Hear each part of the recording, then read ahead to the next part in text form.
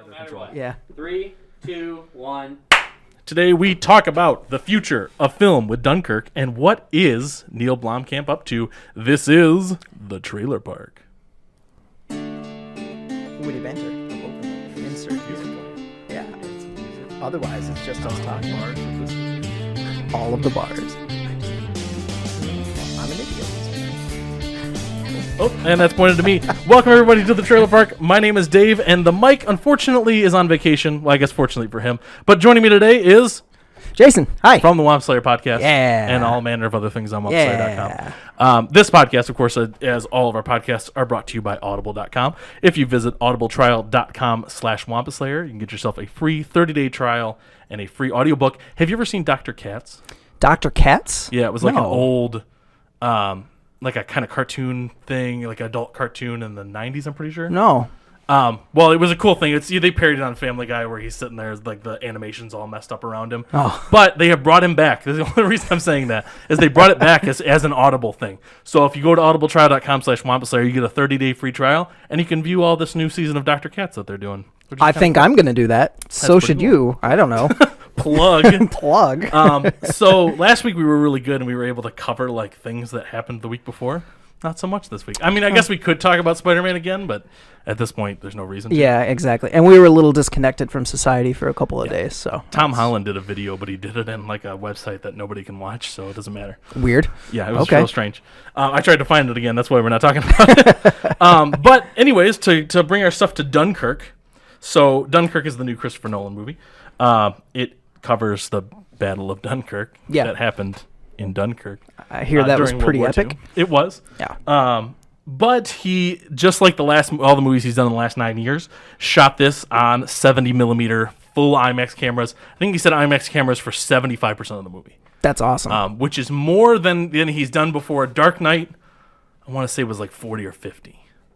It was cool. It was anytime you see the bars go. Yeah. With those opening shots and all that. But kind he of did stuff. it well, as opposed to recent movies we've seen where that was not done well. Now, what are other The recent- bars adjusting? Oh, my God.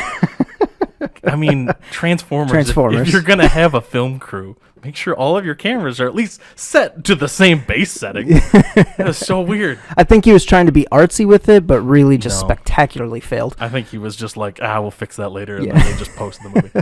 So this was tweeted out by somebody on this film, and I'm so sorry that I forgot the name, and I didn't write it down in my cool book.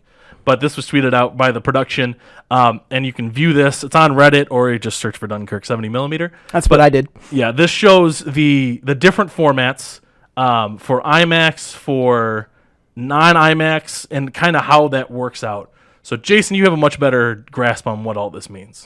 Yeah, so I think the primary thing is that film is just kind of like a dying art form, and he's like, Christopher Nolan is one of the people that are really pushing to keep film. There's just something authentic about it, even though like the normal casual viewer is not really going to be able to tell the difference between film and digital. Yes. For those people who do, like if you find this on Reddit, if you find this picture, you will see in the comments people just geeking out about different types of formats, what the best experience is going to be, what the most authentic experience is going to be, like what type of IMAX you should go find this film Yeah, that at. was the cool thing where it was saying the laser and the xenon, how even though it's shot in this, if you're not gonna be able to see it. Exactly. In its full, I mean, you'll see amazing stuff, but in its full, if they don't have that thing. So what that means is if you see this film that is shot on this type of film and it's displayed in this type of camera, basically you're going to get an image that has that blocked off and that blocked off. So you're just going to get a cropped kind of view. Yeah. Whereas he shot it like this to get that type of an angle, like to show everything in there. If you ever notice on TV where you have a full screen or a widescreen movie and it's condensed to full screen for TV, you miss little bits and parts, and there's weird panning and stuff that goes on. That's exactly what you're going to get if you don't see this the way that it was meant. And then 35 millimeter that's the standard. That's standard film camera. Yeah, so that's like this is like the baseline of normal photography is the 35 millimeter. And then this, I'm guessing, is the current digital, like how most movies are shot. Yeah, if you go to a normal movie theater, this is usually what you're seeing your video in. Right, and this is set to be the largest 70 millimeter release since in the past 25 years. The last one that did as many was Ron Howard's Far and Away in 1992. It is 100 installations plus 32 IMAX screens nationwide. Yeah, there was actually a film made by Quentin Tarantino very recently. It was The Hateful Eight, and the IMAX theaters that produced this, a huge majority of them were specifically built for this particular movie, and that's what's going to facilitate this is the ability to see it in the 70 millimeter format. Yeah, speaking of Hateful Eight, it was they spent between $8 and $10 million upgrading theaters for that. Yeah, because they had to bring. They were talking about everything that goes into it. They have to, of course, restore equipment because really not a lot of those machines are being made. Right. They have to restore ones that already existed. They have to train staff and all that stuff. And that's a big part of it, too, is a lot of those theaters, the equipment was actually after Hateful Eight. A lot of it, or a part of it, was destroyed. Yeah.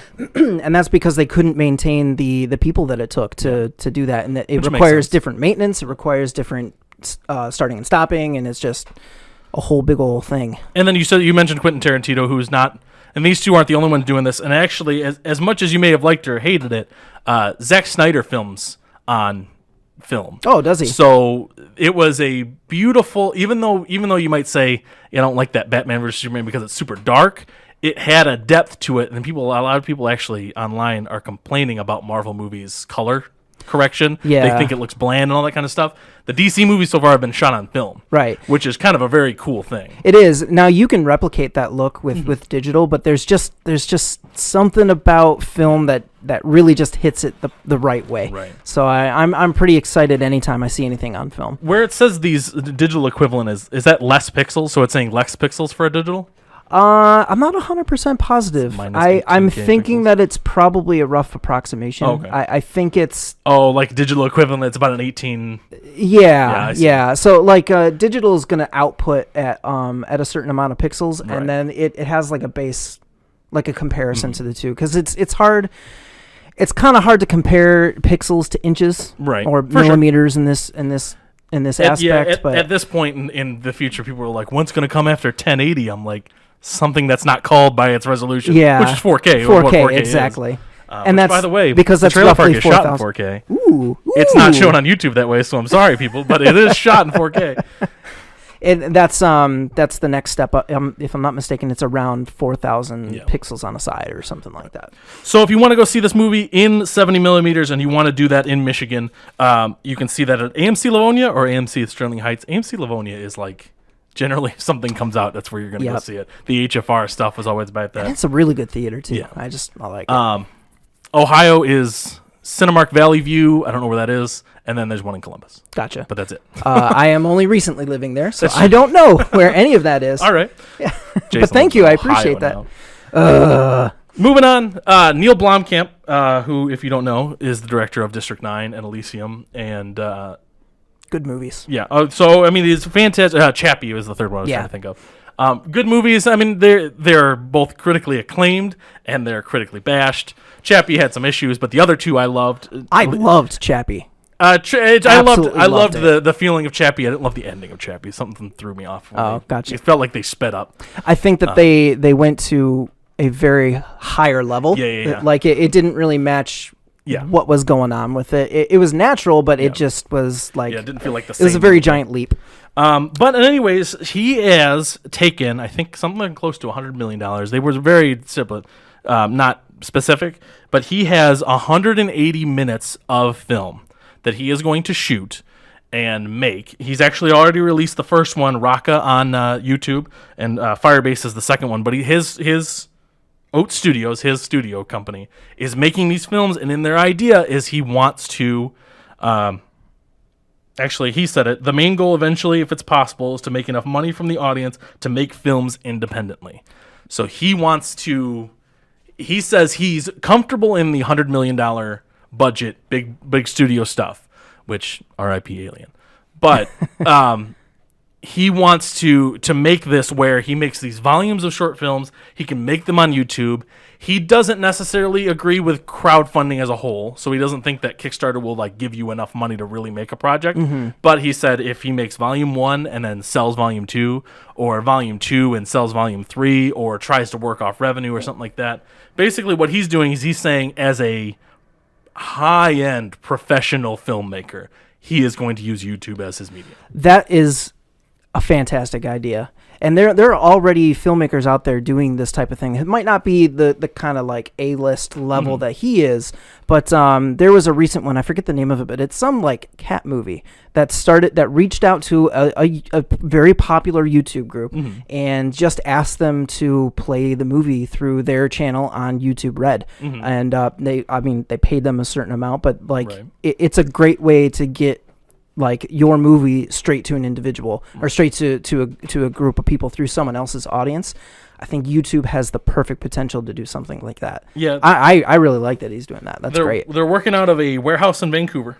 The entire production studio is a warehouse in Vancouver. Nice. Sets, visual effects from the ground floor, all of them, one spot. I guess I'm sure they're trying to cut costs as much as possible. Oh yeah, for sure. But I mean, if you look, people have made some amazing films on YouTube, fan films and stuff like that for stuff. They've made their own stuff. Even some bloggers are now, like, especially if you look up videographer bloggers or photography bloggers, and the ones who know how to work those cameras, you see some stunning video coming from those people. If you take that and you mix it with like professional acting and professional sound and stuff like that, you could really make some really good stuff. Like you get 5 people together who have all of these different skills, you could create something. And YouTube is a great medium for that to pop out. He should probably expand to other mediums too, but YouTube is a really good But yeah, I mean, jumper. If you think about it, like if we had the chops that he did and we had all the equipment, we wouldn't get as far because we don't have the name and the connection. Right. He has spoken to casting agents. He has Sigourney Weaver's in his first free film that he put out. I mean, this is like big name things. So if he can do it, then you start to you see a lot more go towards that. And I mean, with everybody out there complaining about big budget action and no original stories, I mean, if you have another medium to do this and it's free, I mean, that's an amazing thing. Absolutely. And YouTube is only going to jump on this. They want stuff to happen because so you see Netflix doing something similar. You know, they're skipping the whole cable company thing and going straight to viewers that way. Not only that, they're saying we're willing to take all the risks that we need to take. Yeah, and they're doing a really good job with some of their content, and not just the superhero stuff either. Right. Like their non-Marvel stuff is really fantastic. But this is just kind of a next natural progression from that is kind of getting to people in a different way and cutting that cord and that whole thing. I love how things are progressing this way. It didn't work out. So Jason joined us like 2 hours ago, and I didn't know that we were going to be talking about nothing but film stuff. But that worked out perfectly. So you guys get some insight. That is one of my hobbies. On stuff that I have no idea about.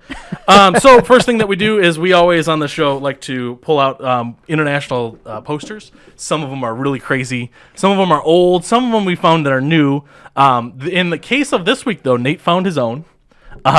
Nate is our producer. Nate, the producer. Yeah. Nate found his own, so I have not seen this. I have not seen it at all.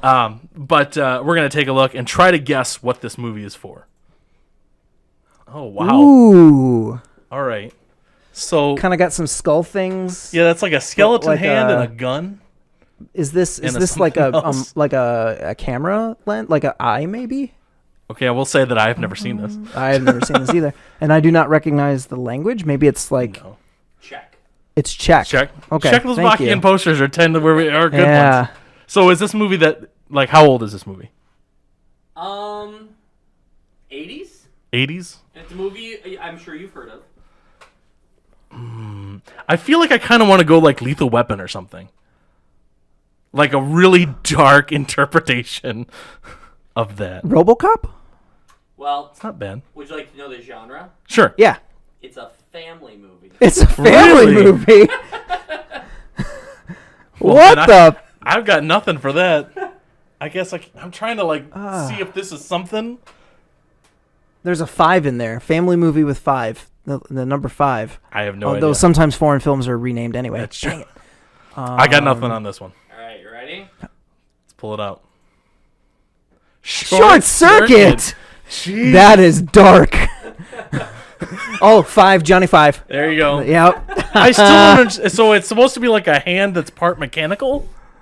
Yeah, I guess. But it looks like a skeletal. See, this is the thing with like Alien, or when we saw the Jaws one. It's like they just explain like 3 short parts of the movie and then say, just make a poster. Yeah, just poster it. Yeah. So it's this thing. He's, Johnny Five alive, but he's really a robot. All right. So let's make this real dark. And that's crazy. That is a good find. I don't see it, but Check good job. in short Zerk. Johnny Five. Is that alive? Maybe. It's a film from the USA. All of our Czech fans, please let us know. Yes. In any case, so that was one way that movies are advertised. Another way is trailers, and that's why the trailer park gets the same. And we're going to go over a couple trailers that we found this week that could be pretty good. And Mike always starts, so you're the Mike today. So go ahead and start. The trailer that I found, and I actually found this like a week or so ago. I watched it, and it was really cool. I think Mike brought this up last week. Did he? And we couldn't figure out the name of it. Maybe he did, but it's called The Foreigner. Mm-hmm. And it stars Jackie Chan. And if you know Jackie Chan, number one, he does all of his own stunts, which is awesome. He's a kung fu master guy, martial arts. Not only does he do all his own stunts, he generally choreographs all of his own stunts. He does all of those things.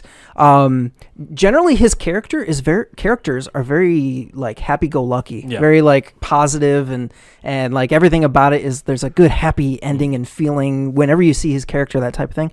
The Foreigner. Nope. No. You do not see him smile. No. Not one single time. He looks like his puppy just got killed in front of him the whole movie. And I cannot wait to see that. He looks like, we knew he was a good actor, just like comedic, but he never got to show his really... Academy Award winner now. I know. But he never got to show his real dramatic chops. And I think that he's really been itching for this type of an American release for it. And it reminded me of Rush Hour if there was no, Chris Tucker. Yeah. Or no jokes. And I'm not 100% sure that he's necessarily the good guy either. Right. Like, he's doing some dark things. It's a Mel Gibson. It's Mel Gibson, but as Jackie Chan. Yeah, and I don't know. I'm really excited. I've always loved Jackie Chan, so just seeing him be able to do something like this, I appreciate. Don't mess with Jackie Chan's Do family. not. No. When does this come out? I have no idea. Okay. But the trailer came out soon. Yeah, Google it. Google it. Mine is a new movie with Hugh Jackman, and I didn't know what this was about until I watched the trailer, but I saw it posted everywhere. It's called The Greatest Showman, and Hugh Jackman plays P.T. Barnum. Yeah. And he forming the world's greatest circus, which, by the way, ends this year. Is this the last year? Did it already? It's either this year or I know it's ending, though. Yeah. Obviously, we won't talk about animal abuse and all that kind of stuff. But still, I rode an elephant when I was a little kid and all that stuff. We all did because we didn't know that it was bad. So I So I watched that trailer today right before when I was prepping for it, and everything looked so positive with that movie. I felt so like, we're going to change the world. Yeah. Like, everybody is important, and your differences are what makes you better and awesome, and Yeah, it was really focused on him building himself out of nothing. It was focused on how, even though it's a carnival full of freaks, everybody's empowered and all that kind of stuff. Looks to be a lot of music, which I'm happy about because Hugh Jackman's amazing. But it's Hugh Jackman, Rachel Ferguson, Michelle Williams, Zac Efron, and Zendaya back into another movie, which would be pretty great. It really seems like it's fitting that mold of the cultural inclusion thing that's really been thrown around and accepted lately. So that's kind of fits. Some of it at first, before I knew that it was P.T. Barnum, I'm like, man, this is Hugh Jackman in Moulin Rouge 2. That's what it looked like to me leading into it. Remember the Magician film that he did? Yeah. Was it called The Magician? The Prestige. It was like The Prestige, but light and happy. Yeah. That's what I felt at first. We need more. I'm sad to see him go as Wolverine, but we need him in more of his own films. This is our first post-Wolverine Hugh Jackman film, isn't it? It is. Not that he hasn't done movies in between but now I'd like to see him focus more on projects. He is not because he's very good, I think. Yeah, I agree. That is Christmas 2017. There's not a set date yet for that. That's soon. We have a feature trailer this week, and it's a weird one. But this is coming up on Netflix in August, and this is Death Note. Now, did you ever read or see Death Note? I did not read. I've heard about it. Yeah. It is a very interesting idea. It's built on a manga or an anime that was in Japan in 2006. It had 2 sequels in animation that were made as full things, and a 2015 live action TV show that was made in Japan. Interesting. I don't know anything about that, but I'm sure it was a lot weirder than what we're going to see. Right. I don't know, because in a just a second you're going to see Ryuk, which they don't ever show his face except for in a cartoon or in a drawing. But An tell ancient me, drawing. oh my gosh, I want it to come up right now so bad. Right there. Yeah. Tell me that is not Willem Dafoe in makeup. Yeah, that's William That Dafoe is- as Joker. Yeah, that is plain. Which makes me think, God, if we didn't have Jared Leto, could you imagine an older Willem Dafoe as Joker facing an older Batman? That would be That'd fantastic. be amazing. Yeah. Nat Wolff, by the way, plays Light, who is the main character, who is the protagonist / antagonist. So the whole thing is that he finds a book. The book, every time you write a name in it, that person dies. Yeah. And you write the name and how they die. And he decides he's going to use this to Fight kill crime. to fight crime.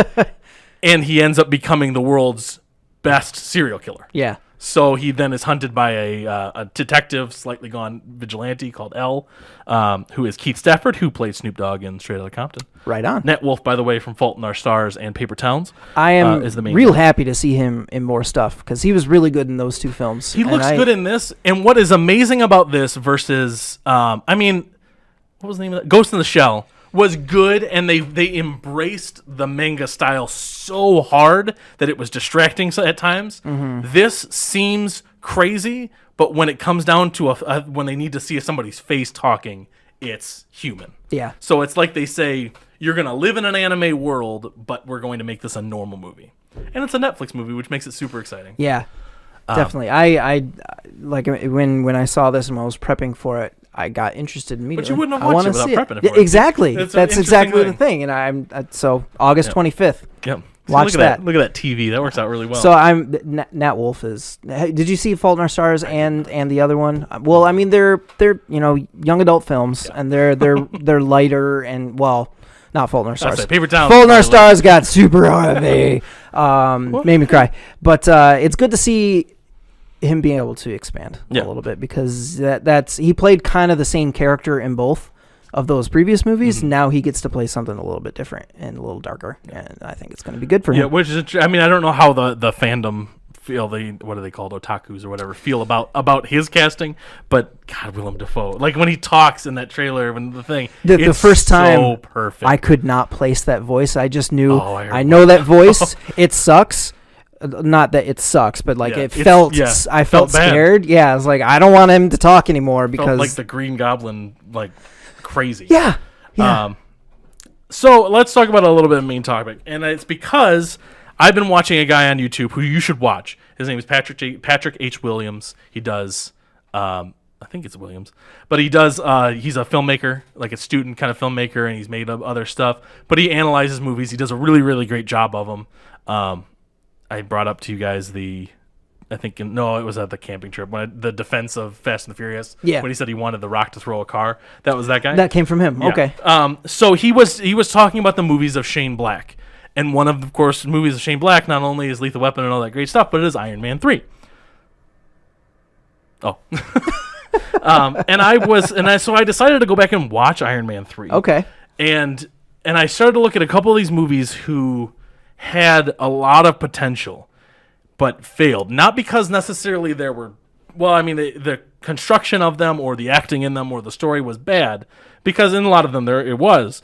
But it's not The Room. It's not a movie that was just bad. Yeah. It was a movie that just failed in a couple key spots and the whole thing fell apart. Yeah. And I wanted to look at why they failed and what we think we could do to make them fixed. Do you have an order, or can I No, just you jump go for at it. it? You go Okay. for it. So this is Because I think this is interesting because I think we disagree. we'll on a couple disagree of on these. one or two of them. So I recently wrote an article for WampaSlayer.com where I talked about the You talk about this one. the last 15 years of Spider-Man, and one of my favorite arcs of Spider-Man is the Spider-Man Venom arc when that first gets introduced. And to anybody who knows about that, maybe you saw it in the comics or the animated series or something that was on TV or something like that, you knew that is Spider-Man gold. Like if you have those, if you go through that story, you cannot fail with that story. Spider-Man 3 found a way to fail with that story. And it was terrible, like Especially the after, and as I'm talking about potential, following after Spider-Man 2, which was so good. And the Spider-Man Venom had the potential to be the best of those three stories. If they did it the right way, because it's the most popular of the Spider-Man stories. It's the most iconic villain of the Spider-Man stories. I think for the general audience, second to maybe Doc Ock. Yeah, Venom is going to be the number one. Absolutely. And you get to see you get to see what happens if Spider-Man was a bad guy. Yeah. Pretty much, or devolved into a bad guy. And it is awesome. And you get to you just get to see a superhero go a normal type of guy superhero go down. And they failed. Yeah. I think if they had done that better, if they got that right, that film would have been just fine. Yeah, I mean, it's everything from, I mean, even aside, if you had left all of the goofiness of the dancing and the weird goth, when they tried to make Peter Parker the weird difference, that's where they got it wrong. Even if you didn't have anything out of that, number one, doing the Michael Keaton Batman switch out on who killed Uncle Ben, the Sandman didn't need to be in that movie for any reason. They needed to make him. You're right. Yeah. They could have done Sandman in a different movie. Yeah. Because his arc was really good. Like, what they did with him, they actually made you feel like he could have been the good person. Yeah. Like, he was forced into what he was doing. He was he was sad about it. On that same vein, I think if you wanted a fix for it, is have Parker in the symbiote suit. Have him, instead of using the symbiote suit to make him into a goth, have him do something truly wrong. Yeah. Supergirl Red Kryptonite this thing, which, by the way, was my favorite episode of that first season. But make him do something that's truly bad that he's not going to recover from automatically, and throw a second hero in that has to save him. Yeah. Like, another hero could have been pulled. Sony owns more Marvel stuff. Or take that sympathy that you have for the Sandman character and have Sandman look at Spider-Man and say, even I wouldn't do that. Yeah. What is wrong with you?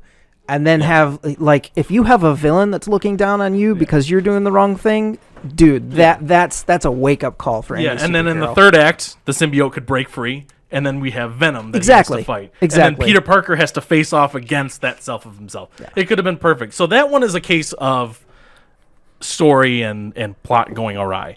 This one right here, I have a particular problem with, especially speaking right now as we talked about Chris Lord and Phil Miller being taken off the project, is they removed a lot of the Shane Black from Iron Man. Okay. So this is the first post-Avengers movie. This is the movie where we're saying, okay, we just saw what some people will believe, and usually the person who sits across from me, the greatest MCU movie.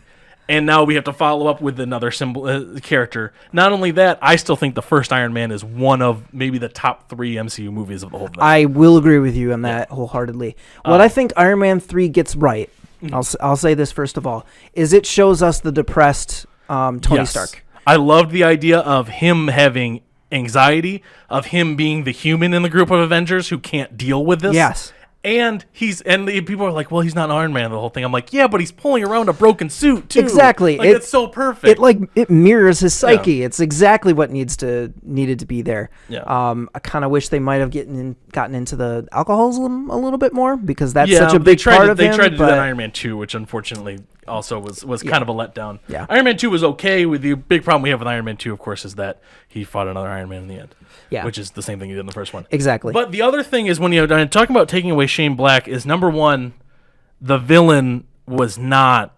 So when you're gonna say I'm gonna do the Mandarin is Iron Man's Venom. That is the absolute villain.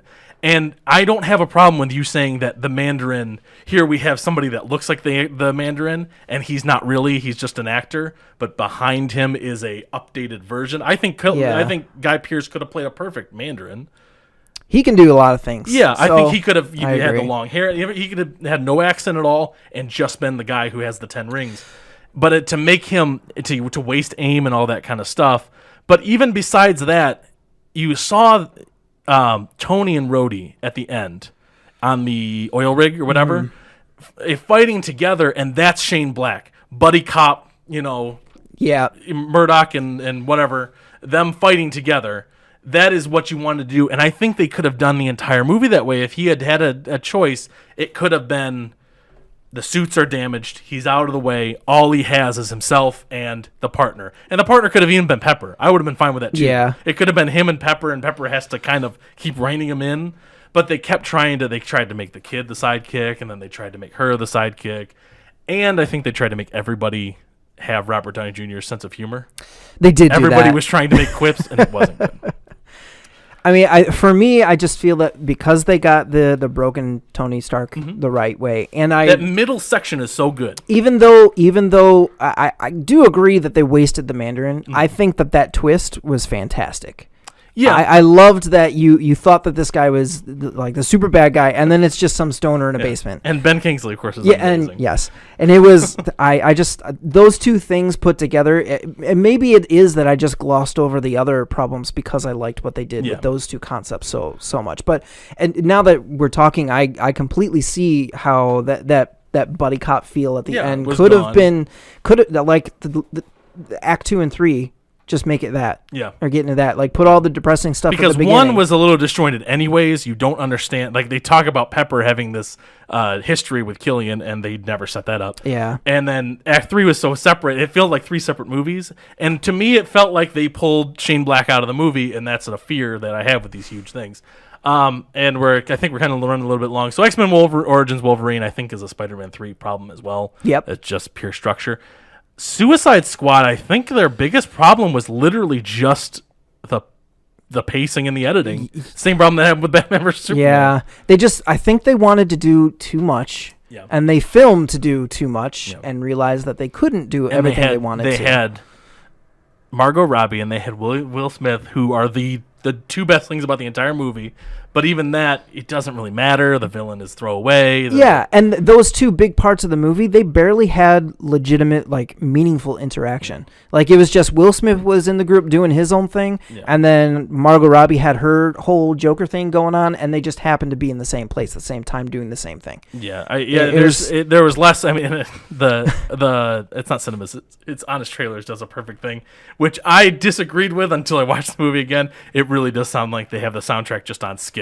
Like they're just they start 15-second song and move to the next. They tried to copy off of Guardians way too much on that. Yeah. But literally that movie, so these are all movies that I think that weren't set up to be like grown movies. Nobody wanted to see, when they said X-Men Origins Wolverine has a great origin story. We all said, this is going to be great. Symbiote suit, Suicide Squad, new Iron Man. This was all going to be amazing. And they had huge potential and they just fell flat. And that's sad. And they should have called us because we could have told them how to make it better. Could have helped out. So in the future, Dave and I together disagreeing on things would reach a middle point. Sony, that would be great. Fox, whatever. All of you. So just to finish it up with some social media, which is always fun. Last week we had cable. This week is even more exciting. It is a picture directly from the Han Solo set by Ron Howard himself. He says he's cool seeing today, but I'm afraid this is the most revealing image I can share for my first day. It is a picture of, I'm guessing, him behind whatever is the monitoring booth. Looks like there's and a some light bottle there, of water. Fan. It's so I'm reading. Oh, there's headphones. Those are there's headphones, and we got bottles of water and some cables. Yeah. And I'm reading, man, so many websites trying their hardest to make this news.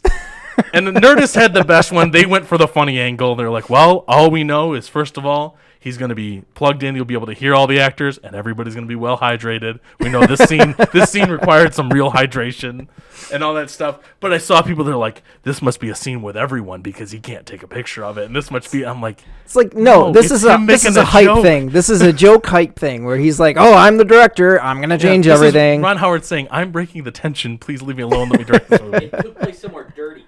Yes, there are footprints everywhere. Oh, man. That's Tatooine dirt right there. I can see it. That's happened on Tatooine. They end on Tatooine, right where A New Hope starts up. You heard it here first, WampaSlayer.com. Trailer Park. It's a whole different universe. In any case, this has been the Trailer Park. I am Dave. I am Jason. And we will return next week. I don't know why I said that. But you can follow me on Twitter at TheAlien512 or Jason Kyle Smith. Or at WS The Mike Speaks is the Mike. Or all of us, Facebook.com/WampaSlayer. If you're watching us on YouTube, first of all, thanks for watching. If you liked what we did, hit that thumbs up and that subscribe. We would love it. And leave some comments. Talk to us. We had a couple people say they loved our vid last week, and we enjoy that. Yeah. Even if you're spam, whatever. Just leave the comment. Cool. It makes us feel good.